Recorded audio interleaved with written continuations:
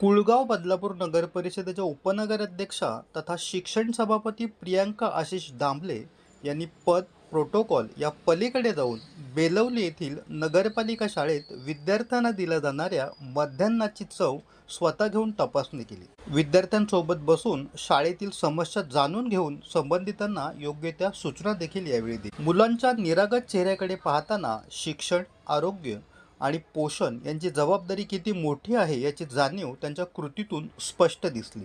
शिक्षण ही केवळ प्रशासकीय जबाबदारी नसून ती एक संवेदनशील सामाजिक बांधिलकी आहे, हे सभापती प्रियांका दामले यांनी पुन्हा एकदा सिद्ध केले. बदलापूरमधील प्रत्येक विद्यार्थ्याला दर्जेदार शिक्षण, चांगल्या सुविधा आणि उज्ज्वल भविष्य मिळावे यासाठी त्या काम करत आहेत, याचा मला अभिमान असल्याचे परशुराम आर्थिक विकास महामंडळाचे अध्यक्ष आशिष दामले यांनी सांगितले.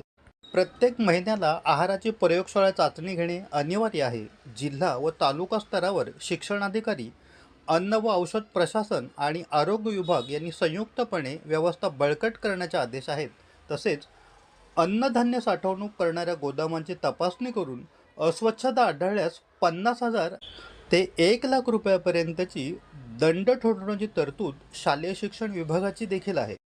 अल्पावधीतच लोकप्रिय झालेला भारताचा बुलंद आवाज आपला Bharat channel subscribe, share, like आणि कमेंट्स करायला विसरू नका.